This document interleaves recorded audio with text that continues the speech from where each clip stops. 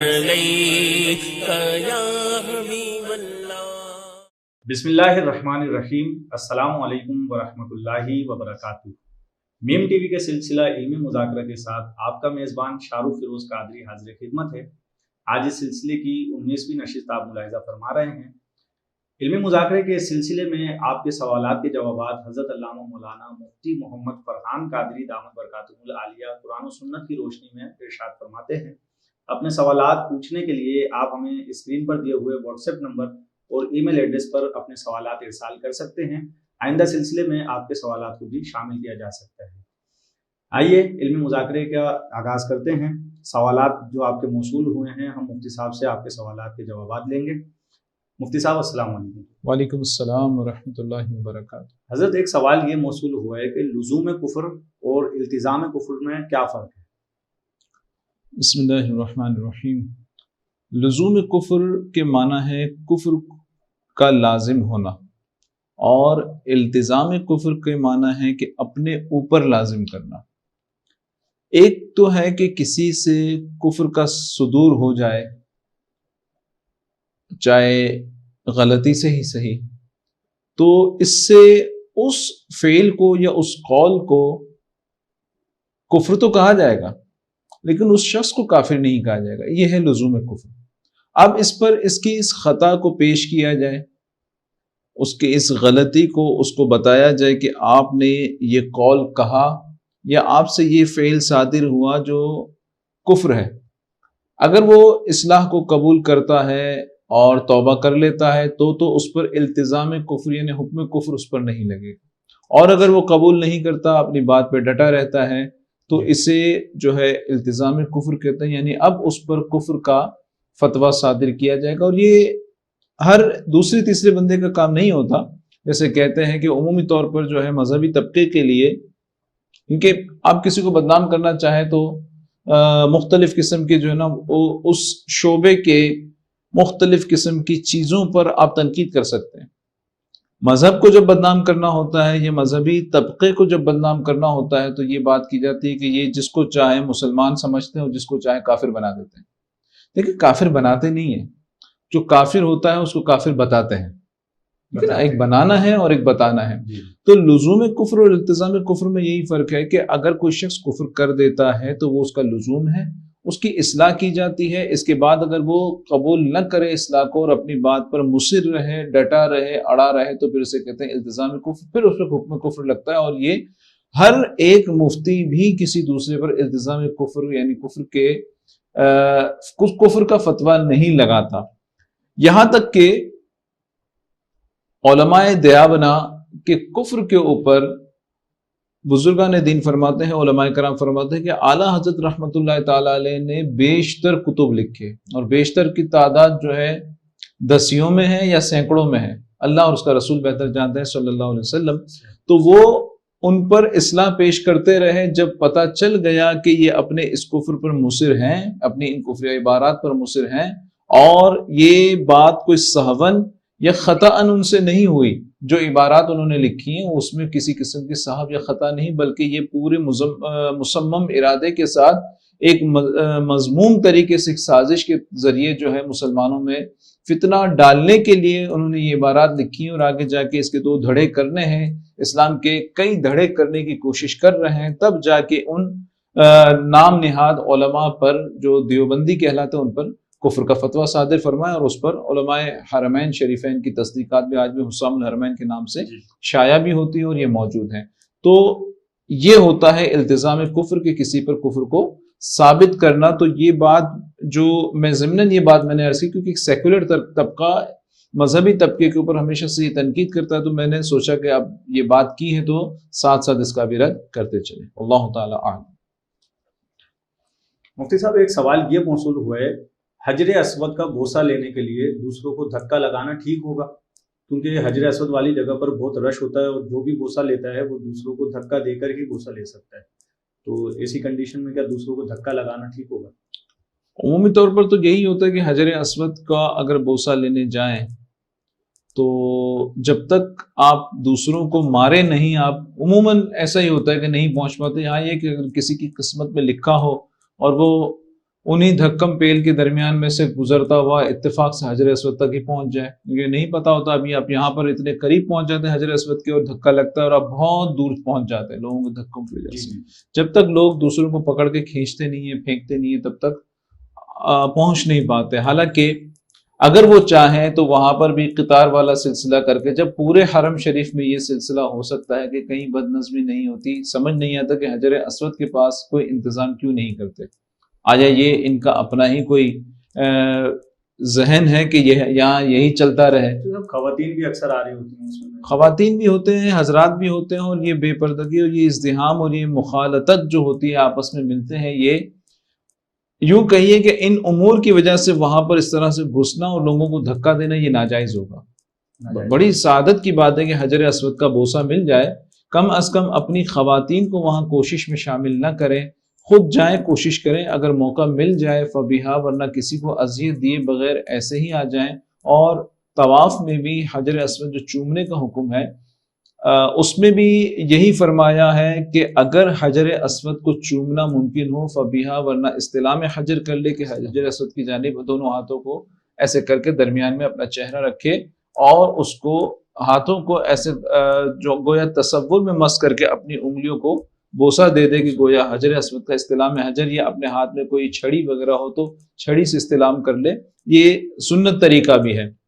البتہ آج کے زمانے میں ضمناً یہ بات عرض کر دوں کہ خانہ کعبہ کی دیواروں پر حجر اسود پر بہت کثرت کے ساتھ عطر ملا جاتا ہے, اور حالت احرام میں اگر کوئی شخص عطر کو اپنے آپ سے مس کرتا ہے تو اس کی اپنی اپنی مقدار ہے کہ کم مقدار کی صورت کے اندر اس پر صدقہ لازم آ جاتا ہے, اور زیادہ مقدار اگر اس پہ لگ جائے تو دم لازم آ سکتا ہے. لہٰذا حالت احرام میں چاہے حجر اسود کی کوشش ہو, یا ملتزم پہ چمٹنے کا معاملہ ہو, یا خانہ کعبہ کی کسی بھی دیوار پر لپٹ کر رونے کے لیے یا اپنی دعاؤں میں خانہ کعبہ سے چمٹنے کے لیے, اس سے متمتع ہونے کے لیے کوشش یہی کریں کہ حالت احرام میں, یعنی بلکہ لازم کر لیں اپنے اوپر کہ حالت احرام میں غلاف کعبہ اور خانہ کعبہ کو نہ چھوئیں, ورنہ آپ کو بہت سارا عطر لگ جائے گا جس کی وجہ سے یا تو آپ پر دم یا پھر جو ہے آپ پر صدقہ لازم آ سکتا ہے. ہاں, حالت احرام سے آپ باہر آ گئے, سلے ہوئے کپڑے آپ استعمال کر رہے ہیں, تو اس صورت کے اندر آپ ملتزم سے چمٹ بھی جائیے اور جو ہے خانہ کعبہ کی دیواروں سے بھی تمتع حاصل کیجیے, حتیم میں بھی جائیے, اور اس کے بعد وہاں سے خوب جو ہے برکتیں حاصل کیجیے. اللہ تعالی اعلم. محترم ناظرین, علمی مذاکرے کا سلسلہ جاری ہے. یہاں ہم لیں گے ایک چھوٹا سا وقفہ, ہمارے ساتھ رہیے گا.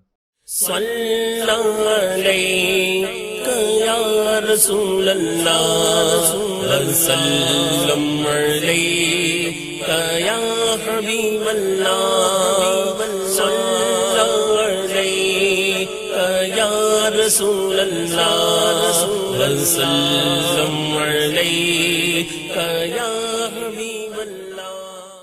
ویلکم بیک ناظرین کرام. علمی مذاکرے کا سلسلہ جاری ہے اور آج اس سلسلے کی 19ویں نشست آپ ملاحظہ فرما رہے ہیں. مفتی صاحب سے آپ کے سوالات کے جوابات لیے جا رہے ہیں. مفتی صاحب, ایک سوال یہ موصول ہوا ہے, ایک قاری صاحب روزانہ فجر کی نماز کے بعد مسجد میں بچوں کو 1 گھنٹہ قرآن پاک پڑھاتے ہیں. کیا قرآن پاک پڑھانے کی جو تدریس ہے اس کی تنخواہ مسجد کے چندے سے دی جا سکتی ہے؟ عموماً عرف میں ایسا ہوتا ہے کہ مسجد کا جو چندہ جمع کیا جاتا ہے اس میں مدرسے کے لیے چندہ نہیں لیا جاتا. شریعت مطہرہ کا ایک اصل ہے, ایک پرنسپل ہے, ایک اصول میں سے ایک اصل ہے کہ لا یجوز تغییر الوقف عن حیئتہ, کہ وقف کو اس کی حیثیت سے تبدیل کرنا جائز نہیں ہے. مسجد کے لیے جو چندہ جمع کیا گیا وہ مدرسے میں استعمال نہیں ہو سکتا. مدرسے کے لیے جو چندہ جو لیا گیا چندہ وہ مسجد میں استعمال نہیں کیا جا سکتا. ہاں, اگر ایسا ہوتا ہے کہ جب مسجد کے لیے چندہ لیا جاتا ہے اور اس میں یہ بات ہر چندہ دینے والے پر معروف ہو کہ اس چندے میں سے مسجد کے اخراجات بھی پورے کیے جاتے ہیں, جیسے امام مؤذن خادم کی تنخواہیں ہیں, مسجد کے الیکٹریسٹی وغیرہ کے جو بل ہیں, گیس کے بل ہیں, دوسری چیزیں جو ہیں ایکسپنسز اس کے ہیں وہ دیے جاتے ہیں, اور ساتھ ہی ساتھ مسجد میں پڑھانے والے جو قاری صاحب تنخواہ لیتے ہیں وہ بھی اسی سے دی جاتی ہے. اگر یہ سب میں معروف ہے پھر تو دیا جا سکتا ہے، پھر تو اس میں سے دی جا سکتی ہے، اس لیے کہ چندہ دینے والا ہی جب یہ نیت کر کے یا اس چیز کو ذہن میں حاضر رکھتے ہوئے چندہ دے رہا ہے تو پھر تو حرج نہیں ہے۔ ہاں البتہ اگر یہ معروف نہیں ہے تو اس صورت کے اندر پھر جو یہ مسجد کے چندے سے تنخواہ نہیں دی جائے گی، بلکہ پھر اس کو مدرسے کے فنڈ سے تنخواہ دی جائے گی۔ اللہ تعالیٰ عالم۔ مفتی صاحب ٹیکساس سے نعیم صاحب پوچھتے ہیں، میں یہاں ایک سپر اسٹور پر کام کرتا ہوں اور مینیجر کی پوسٹ پر ہوں، تمام اشیاء سپروائز کرتا ہوں، یہاں شراب، خنزیر اور حرام گوشت بھی ہوتا ہے، جبکہ نہ میں بیچتا ہوں اور نہ ہی سامان لگانے میں ہوتا ہوں، آیا میرا کمانا حرام ہے یا حلال؟ سپروائز کرنے کے معنی یہی ہے کہ نیچے جو کچھ ہو رہا ہے ان سب کی یہ نگہبانی کر رہے ہیں، نگہبانی کر رہے ہیں۔ تو اگرچہ مینیجر یا اس کا سپروائزر کوئی بھی شخص ہوتا ہے کسی بھی اسٹور کے اندر، وہ ڈائریکٹلی سیل تو نہیں کر رہا ہوتا، لیکن الٹیمیٹلی وہ سیلز اور مارکیٹنگ کو ہیڈ ضرور کر رہا ہوتا ہے۔ تو اس وجہ سے اس کا اثر، یعنی اس کی جاب کا اثر میں یہ بات شامل ہے کہ وہ اس کی سپرویژن میں اور ان کے رکھے جانے میں، اب مثال لے لیجئے، مطلب وہ ذمہ دار ہے، اس کی مثال یوں سمجھ لیجئے کہ اگر کوئی چیز پراپر وے میں اگر ریکس میں نہیں رکھی ہوگی تو وہ اس میں انڈیکیٹ کرے گا کہ آپ کر کیا رہے ہو۔ اگر کوئی چیز پراپرلی اویلیبل نہیں ہوگی، اسٹاک کہیں پہ کم ہو رہا ہے، تو وہ پوچھے گا کہ یہ سلاٹ خالی کیوں ہے، یہ اس میں اسپیس کیوں پڑا ہوا ہے، کہ اس جگہ پہ مال کیوں نہیں رکھا ہوا۔ یہی تو اس کی سپرویژن ہے۔ اگر اس کا جاب یہ بھی نہیں ہے تو پھر وہ کرتا کیا ہے وہاں پہ، ٹھیک ہے نا۔ اب اس کی سپرویژن کی یا مینیج کرنے کی، اس کو ہیڈ کرتا ہے کسی بھی طور پر، تو الٹیمیٹلی وہ اس کا ذمہ دار ان چیزوں کی فروخت میں وہ معاون ہے۔ اور جب وہ ان چیزوں کی فروخت میں معاون ہے جو آپ نے چیزیں بتائیں، جو حرام اشیاء ہیں، خنزیر ہے، شراب وغیرہ ہے، تو پھر اس کی یہ ملازمت جائز نہیں ہوگی۔ واللہ تعالی اعلم۔ مفتی صاحب نیو یارک سے ایک خاتون پوچھتی ہیں، یہ کہتی ہیں کہ میں بیبی سٹنگ کرتی ہوں، مختلف بچوں کی نگہبان ہوں اور مسلمان بچوں کے علاوہ دوسرے مذہب کے بچے بھی سنبھالتی ہوں، مگر ان کے لنچ باکس میں کبھی کبھار حرام کھانا ہوتا ہے اور میں انہی کے کھانے ان کو کھلاتی ہوں، آیا کہ ایسا کام کرنا کیسا، جبکہ میں کوئی اور جاب نہیں کر سکتی اور میں طلاق یافتہ ہوں؟ بیبی سٹنگ کی جاب کرنا شرعاً جائز ہے، یعنی بچوں کی نگہداشت کرتے ہیں اور اس خدمت کے عوض اپنی تنخواہ لینا، اپنا اجرت لینا، یہ شرعاً جائز ہے۔ رہی بات یہ کہ ان میں مسلم و غیر مسلم بچے ہوتے ہیں، یعنی ان کے والدین مسلم یا غیر مسلم ہوتے ہیں۔ کل مولود یولد علی الفطرہ، ہر مولود جو پیدا ہونے والا ہے وہ فطرت پر پیدا ہوتا ہے۔ ثم ابواہ، پھر اس کے والدین یا انہیں مجوسی بناتے ہیں یا نصرانی بناتے ہیں۔ ہر بندہ، ہر بچہ جو پیدا ہوتا ہے وہ فطرت پر، اور فطرت کیا ہے؟ اللہ اور اس کے رسول کو ماننا صلی اللہ علیہ وسلم۔ اب وہ یہ بات تو خیر ایک ہو گئی کہ وہ بچے جو ہے مسلم یا غیر مسلم ہوں گے یا ان کے والدین کی طرف نسبت کی جائے گی۔ بہرحال غیر مسلمین کے بچے ہیں اور وہ اپنے بچوں کے لیے ایسی اشیاء جو ان کے مذہب کے مطابق بہرحال جو بھی ہوتی ہوں، اسلام کے مطابق وہ جائز نہیں ہوتی، وہ اشیاء ان بچوں کو وہ لنچ باکس سے ان کو کھلانا۔ اب ان کی جو ذمہ داری ہے وہ یہ ہے کہ بچوں کی نگہداشت کرنا۔ اب نگہداشت میں ان کے ہو سکتا ہے بنیادی طور پر کچھ چیزیں سکھانی، ایجوکیشن بھی شامل ہوں، جیسے مختلف کھلونوں سے سکھایا جاتا ہے، اور اسی طریقے سے ہو سکتا ہے پینسل پکڑا کے ان کو لکھنے سکھانا، یہ بھی شامل ہو۔ ضرورتاً ان کے ڈائپرز چینج کرنا، یہ بھی ان کی ڈیوٹی میں شامل ہو۔ ان کو ٹائم پر فوڈز وغیرہ ملے، جیسے لنچ باکس کا آپ نے کہا کہ لنچ باکس ان کو کھلانا۔ اب وہ لنچ باکس میں کیا کھانا ہے یہ ان کا اختیار نہیں ہے، ان کے پیرنٹس کا اختیار ہے۔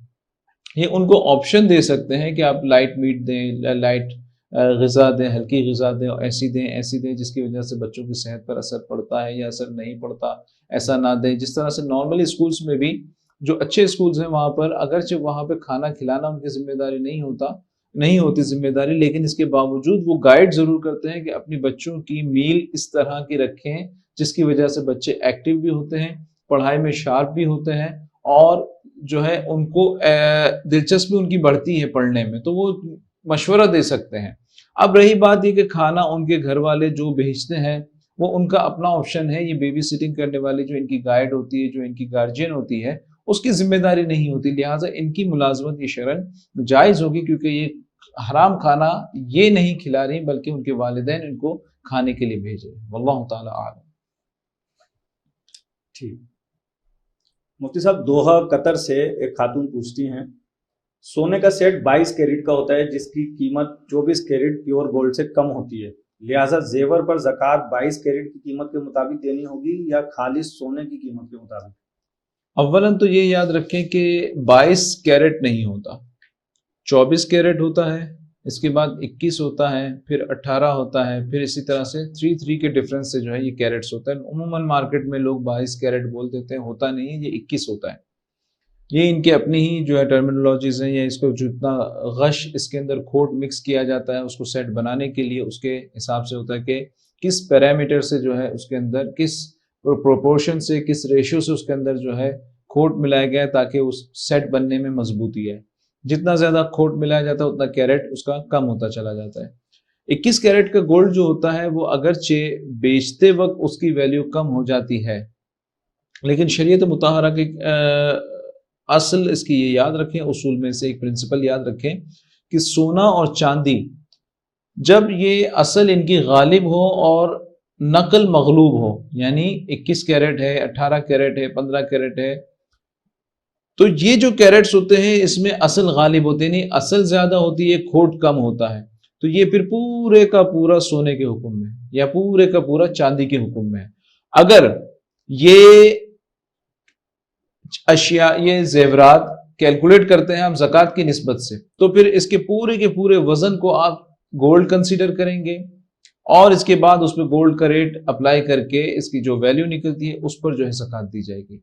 ये बर्तन नहीं है, ये दूसरा सामान नहीं है कि जिसकी मार्केट वैल्यू के हिसाब से आप ज़कात दें। एक तो बर्तन और वो होता है ना, ये है नकद, ज़र है।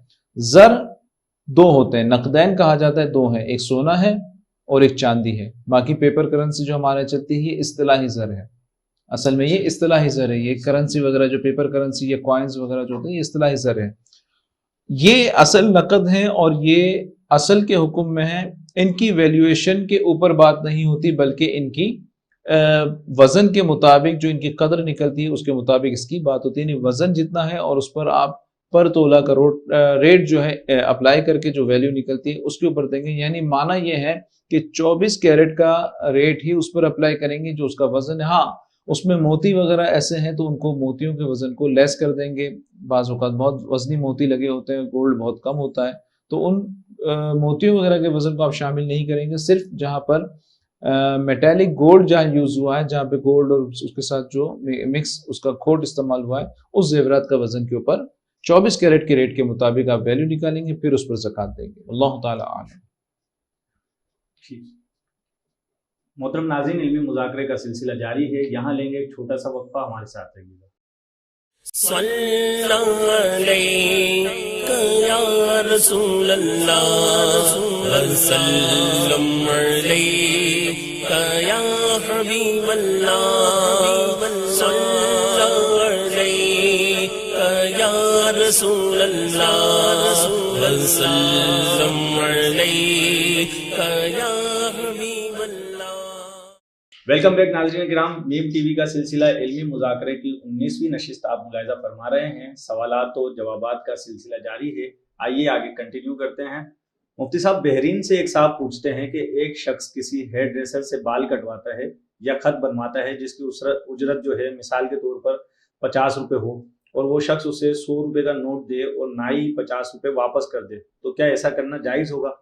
ये कहते हैं कि मैंने सुना है कि नाई को पैसे खुले करवा कर देना चाहिए क्योंकि उनके पैसे हलाल नहीं होते। एक तो जहन में शायद इनके ये बात हो कि वो दाढ़ी मूंढते हैं तो उनकी कमाई वगैरह और ऐसी होती है। देखिए, वो बहुत सारे हलाल काम भी करते हैं, ख़त बनाना, हजामत करना, और मुमकिन है कि बाज़ हेयर ड्रेसर ऐसे हों कि जो दाढ़ी मूंढने का ही काम ना करते हों। अच्छा, इससे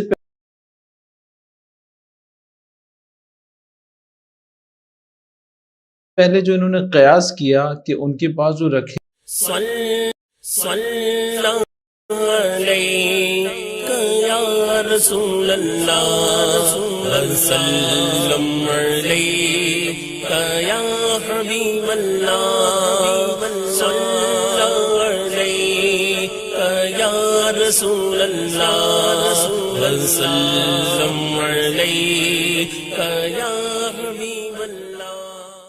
ویلکم بیک ناظرین کرام، میم ٹی وی کا سلسلہ علمی مذاکرے کی 19ویں نشست آپ ملاحظہ فرما رہے ہیں۔ سوالات و جوابات کا سلسلہ جاری ہے، آئیے آگے کنٹینیو کرتے ہیں۔ مفتی صاحب، بحرین سے ایک صاحب پوچھتے ہیں کہ ایک شخص کسی ہیئر ڈریسر سے بال کٹواتا ہے یا خط بنواتا ہے جس کی اجرت جو ہے مثال کے طور پر 50 روپے ہو، اور وہ شخص اسے 100 روپے کا نوٹ دے اور نائی 50 روپے واپس کر دے، تو کیا ایسا کرنا جائز ہوگا؟ یہ کہتے ہیں کہ میں نے سنا ہے کہ نائی کو پیسے کھلے کروا کر دینا چاہیے کیونکہ ان کے پیسے حلال نہیں ہوتے۔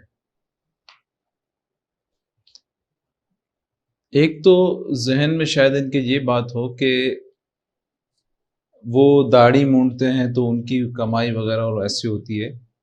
دیکھیں، وہ بہت سارے حلال کام بھی کرتے ہیں، خط بنانا، حجامت کرنا، اور ممکن ہے کہ بعض ہیئر ڈریسر ایسے ہوں کہ جو داڑھی مونڈنے کا ہی کام نہ کرتے ہوں۔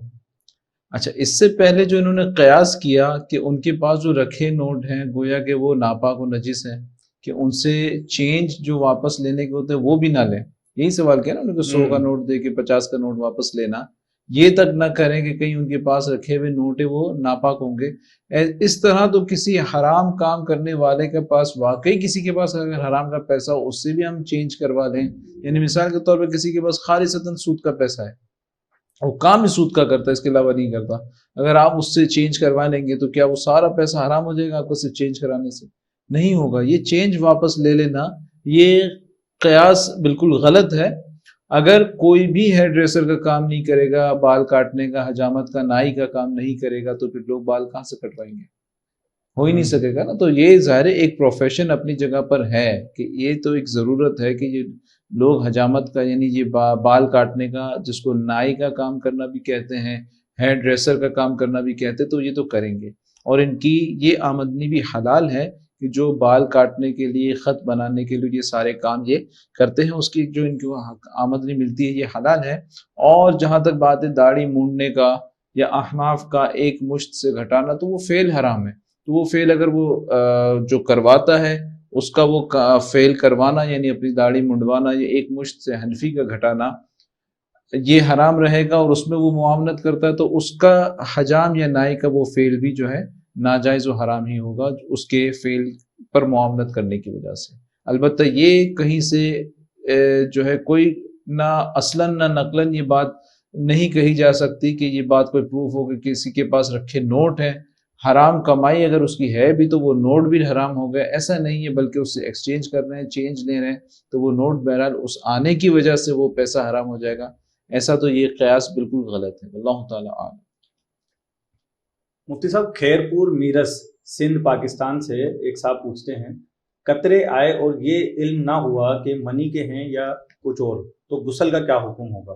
نیز اس صورت میں کپڑے ناپاک ہوں گے یا نہیں؟ ناپاک ہر صورت میں ہوں گے، چاہے قطرہ پیشاب کا ہو، منی مزی کا ہو، یا مطلب ان میں سے کسی کا بھی ہو، پیشاب ہو، منی ہو یا مزی ہو، ہر صورت میں کپڑے تو نجاست غلیظہ کے ساتھ ناپاک ہوں گے۔ اور وہ جو درہم والا معاملہ ہم نے بارہا ذکر کیا کہ نجاست غلیظہ کی صورت میں کب دھونا فرض ہے، واجب ہے، اور کب سنت ہے۔